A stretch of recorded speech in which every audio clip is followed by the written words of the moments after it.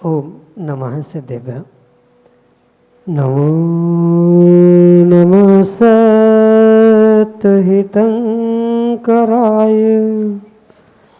वीराय भव्याम्बुजभास्कराय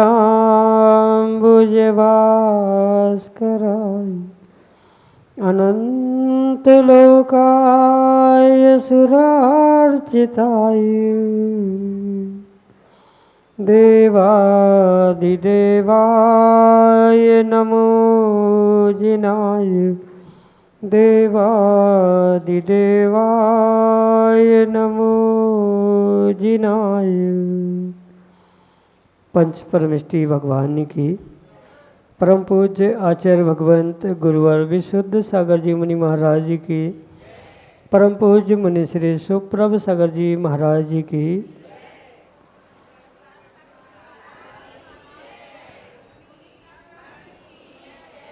समीचीन विकल्पों का सम्यक समाधान, सम्यक ज्ञान की वह अलौकिक विधा जो हमारे जीवन को निश्चित ही सम्यक ज्ञान रूपी ज्योति से ज्योतित करने वाली है। क्योंकि यहाँ पर अज्ञान है वहाँ दुख है, और उस अज्ञान रूपी अंधकार को दूर करने के लिए अपने जीवन में सम्यक ज्ञान को प्राप्त करना परम आवश्यक है। और उस सम्यक ज्ञान की प्राप्ति का उपाय परम पूज्य आचार्य भगवंत गुरुवर विशुद्ध सागर जी महाराज के मंगल सभा से उन्हीं के सुयोग से परम पूज्य मुनि श्री सुप्रभ सागर जी महाराज द्वारा सम्यक समाधान के रूप में हमें प्रदान किया जा रहा है। ऐसे आत्मकल्याण की अनूठी विधा से आप भी जुड़ने का प्रयास करें और अपना समीचीन विकल्प भेजते हुए उसका सम्यक समाधान प्राप्त करें। प्रारंभ करते हैं आज का सम्यक समाधान। और आज के पहले विकल्प के लिए आष्टा मध्य प्रदेश से श्रीमती चंदा जैन, डॉक्टर मगन जैन महाराज श्री के श्री चरणों में बारंबार नमोस्तु करते हुए अपना समीचीन प्रश्न रख रहे हैं कि गुरुदेव अतिचार के लक्षण क्या होते हैं, व्रत के भंग होने में सहायक परिणाम कौन से हैं। हमारे समीचीन विकल्प का सम्यक समाधान करने की अनुकंपा करें। नमोस्तु महाराज जी, नमोस्तु।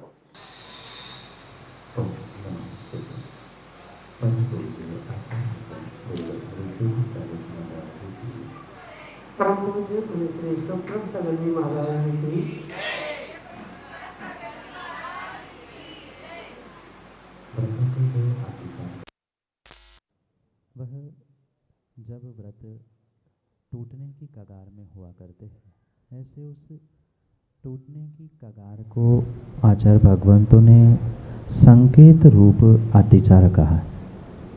जैसे चार प्रकार से व्रतों की इस विशेषता को या दोष तक पहुंचाते हुए कहते हैं अतिक्रम, व्यतिक्रम, अतिचार, अनाचार और दोष। जो मात्र मन में विचार किए जा रहे हैं व्रतों के उल्लंघन के विषय में, उसके लिए आचार्य भगवंत अतिक्रम कहते हैं। जब उस अतिक्रम से आगे बढ़ते हुए साक्षात उन व्रतों को तोड़ने का पुरुषार्थ करने रूप जब सामग्री का एकत्रीकरण होता है, उसे आचार्य भगवंत व्यतिक्रम कहते हैं। पुनः जब उन क्रियाओं में, मतलब व्रत तोड़ने की क्रिया में जीव पुरुषार्थरत हो जाता है सामग्री को इकट्ठी करने के बाद, तब उसे अनाचार के रूप में स्वीकार किया जाता है। और उसके उपरांत जब साक्षात वह दोष करने ही लगता है, उसे अतिचार के रूप में स्वीकार किया जाता है। जब जीव अतिचार से आगे बढ़ जाता है, तब वह व्रतों को पूर्ण रूप से छोड़ ही देता है, या ऐसा कह दो व्रतों में दोष लगे मतलब उस जीव का व्रत नष्ट हो गया। इसलिए अतिचार का लक्षण या अतिचार का स्वरूप यही है, जब व्रत अंतिम कगार में है, जब अब व्रत नियम टूटने की कगार पे होते हैं, वह जो एक संकेत रूप कहा जाता है उसे आचार्य भगवंतों ने अतिचार कहा है। जैसे 5 अणुव्रतों के 5 अतिचार बताने का प्रयास किया, ऐसे प्रत्येक व्रतों के अतिचार समझाते हुए आचार्य भगवंत ये कहना चाहते हैं कि जैसे आपने अगर गाड़ी चलाई है, गाड़ी चलाते समय जब गाड़ी का पेट्रोल समाप्त होने को होता है, तब जैसे ही उसके संकेत मिलते हैं, इंडिकेटर चलता है या रिजर्व पर कांटा पहुंचता है या मोबाइल भी इस्तेमाल आप करते हैं, जब उसकी बैटरी समाप्त होने वाली होती है तब उस समय पर उस बैटरी समाप्त होने के कारण से वो संकेत करता है, आवाज़ देता है कि बैटरी डाउन हो रही है, स्क्रीन पे भी आता है और फिर चार्ज करना पड़ता है। बिल्कुल इसी प्रकार से व्रतों के इन अतिचारों को भी समझना कि जब व्रत टूटने की मुमकिन पे होते हैं, टूटने की कगार पे होते हैं, तब एक संकेत रूप वो अतिचार कहे जाते हैं कि अभी भी समय है, आप संभल जाओ, संभाल लो, अन्यथा पूर्ण रूप से आपने लिया हुआ व्रत टूट सकता है। व्रत ना टूटे इसलिए ये संकेत रूप अतिचार बताए जाते हैं। यही आपके लिए सम्यक समाधान। अभिलाषा जैन, डालीगंज, लखनऊ, उत्तर प्रदेश से अगले समीचीन विकल्प करें। गुरुदेव नमोस्तु गुरुदेव, नमोस्तु गुरुदेव। मेरा प्रश्न ये है कि जैसे समोसरण है और मतलब उसकी परछाई पड़ रही है, भगवान की परछाई पड़ रही है, तो मुझे दर्शन आगे बढ़ के करना चाहिए कि नहीं करना चाहिए? माँ, वेदी अगर वेदी की या किसी प्रकार से भगवान की प्रतिमा का परछाई ज़मीन पे पड़ती है तो वहाँ ये विवेक श्रावकों को रखने की आवश्यकता है। ऐसी स्थिति में आगे पहुंचकर, यानी बिल्कुल वेदी के समीप पहुंचकर जहाँ परछाई पड़ रही है वहाँ पहुंचकर दर्शन करना उचित नहीं, क्योंकि पहली बात तो भगवान की प्रतिमा की, वेदी की परछाई ज़मीन पर पड़ना ये बहुत अशुभ बात है। और विवेक शून्य होकर दर्शन के राग में श्रावक या श्राविका बिल्कुल समीप पहुंचकर परछाई पर पैर पड़ रहा है या परछाई की अभिनय हो रही है, तो कहीं न कहीं परोक्ष रूप से वो भगवान की या भगवान की प्रतिमा की ही अभिनय के रूप में स्वीकार की जाता है। इसलिए ऐसा कार्य करना उचित नहीं है। मर्यादा बनाकर यानी दूरी बनाकर ही भगवान के दर्शन किए जाए, या फिर ऐसा कुछ किया जाए जहाँ परछाई पड़ रही है वहाँ पहले से ही कुछ ऐसी व्यवस्था की जाए, जैसे चटाई बिछा दी जाए, प्लाई लगा दिया जाए या पाटे लगा दिया जाए, जिससे प्रतिबिंब ना पड़े और फिर पास में जाकर दर्शन करें तो उसमें कोई दोष नहीं है। पर अगर परछाई ज़मीन पे पड़ रही है तो बिल्कुल पास पहुंचकर चरण स्पर्श करना या अभिषेक करना, दर्शन करना, ये पूर्ण रूप से भगवान की अभिनय के रूप ही फलीभूत होने वाला है। यही आपके लिए सम्यक समझ। राजवीर संतोष कड़मकर, वासिम, महाराष्ट्र से अगले समीचीन विकल्प करें। नमोस्तु महाराज जी, मेरा प्रश्न ये है, मंदिरात तांदूळच का वाहतात, गहू काऊन नाही? मंदिर में चावल चढ़ाने के पीछे बहुत सारे उद्देश्य आचार्य भगवंत समझाते।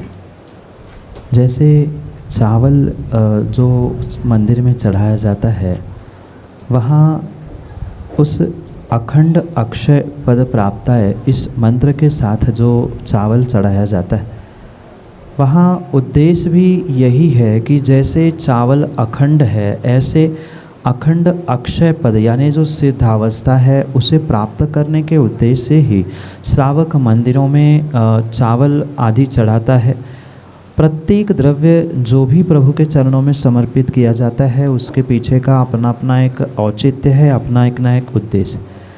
चावल सफ़ेद है, अखंड है, और एक विशेष गुण उसके साथ ये भी है कि चावल जो एक बार स्वच्छ साफ हो जाता है, यानी छिलके से एक बार जब बाहर आता है, पुनः किसी भी प्रकार से ज़मीन में वह उगने की शक्ति को समाप्त कर लेता है। जो साली रूप या छिलके सहित चावल होता है, अनाज होता है, उसे ज़मीन में बोकर पुनः फसल उगाई जा सकती है, पर जिसका छिलका निकल चुका है, जो सामान्य रूप से मंदिर में हम चढ़ाते हैं, उस चावल का कभी पुनर्जन्म नहीं होता, यानी उस चावल को पुनः ज़मीन में बोकर कभी किसी प्रकार से उससे नई फसल उत्पन्न नहीं होती।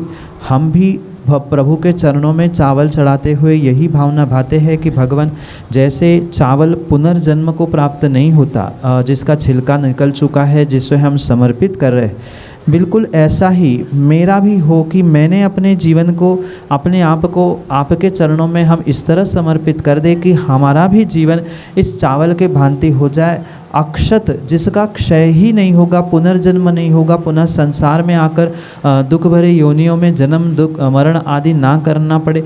इस अपेक्षा से ही वहाँ श्री जी को या गुरु आदि को, पंच परमेष्ठी को हम चावल अक्षत चढ़ाते हैं। जैसे मंत्र है अक्षय पद प्राप्त है, अक्षय का अर्थ होता है जिसका कभी क्षय नहीं होता। चावल भी पुनः क्षय को प्राप्त नहीं होता, मतलब पुनः जन्म को प्राप्त नहीं होता। हम भी जन्म को प्राप्त ना हो, संसार के इन दुखों से बच जाए, इसी उद्देश्य से वह अखंड अक्षय चावल वहाँ पर प्रभु और गुरु आदि के चरणों में समर्पित किया जाता है। यही आपके लिए सम्यक समझ। आसियाना लखनऊ उत्तर प्रदेश से वंटी जैन अगले समीचीन विकल्प। नमोस्तु महाराज, नमोस्तु महाराज जी। मेरा प्रश्न है कि चातुर्मास से पहले मंगल कलश स्थापना का क्या महत्व है और समापन के बाद उस कलश को घर में स्थापित करने से क्या महत्व है?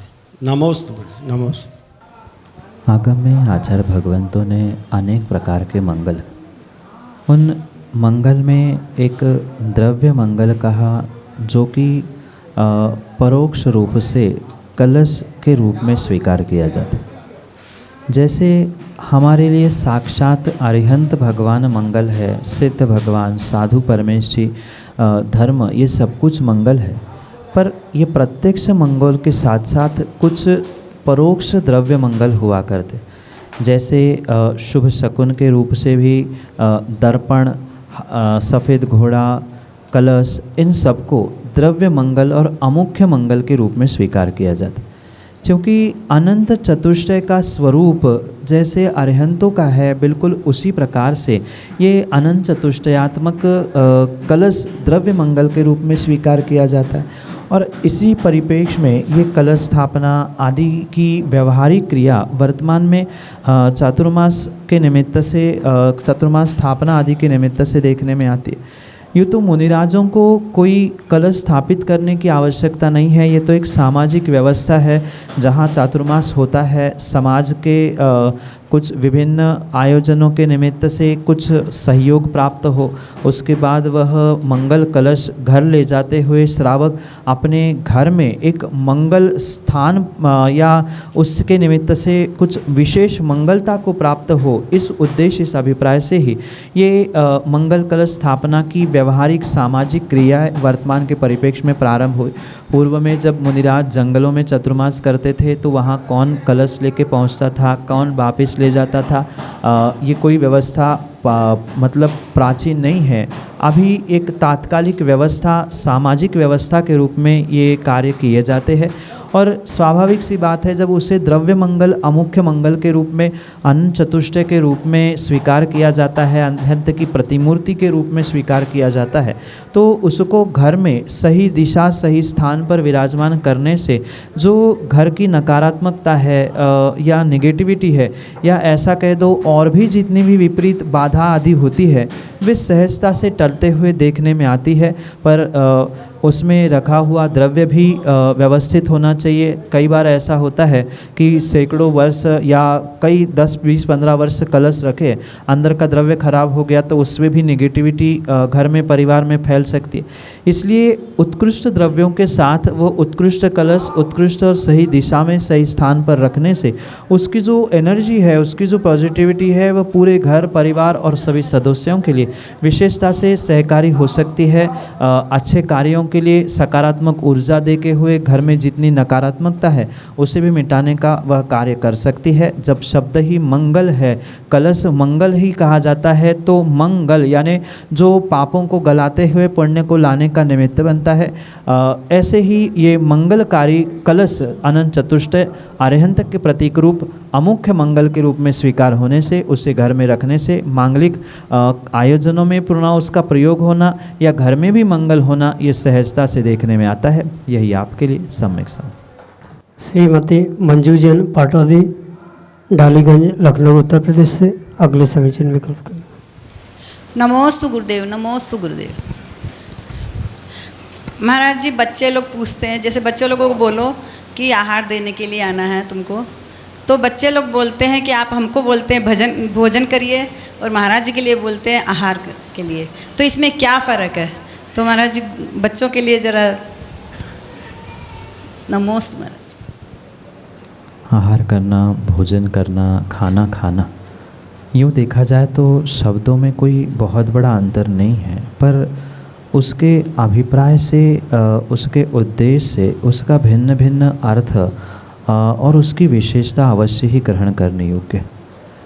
जबकि सभी क्रिया एक सी है, मतलब भोजन करना भी मुख में शरीर को पुष्ट करने रूप है, आहार भी वैसा ही किया जाता है, खाना भी वैसा ही खाया जाता है, पर जैसे भाषा में अंतर है, शब्दों में अंतर है, उसके अभिप्राय में भी बहुत बड़ा अंतर है।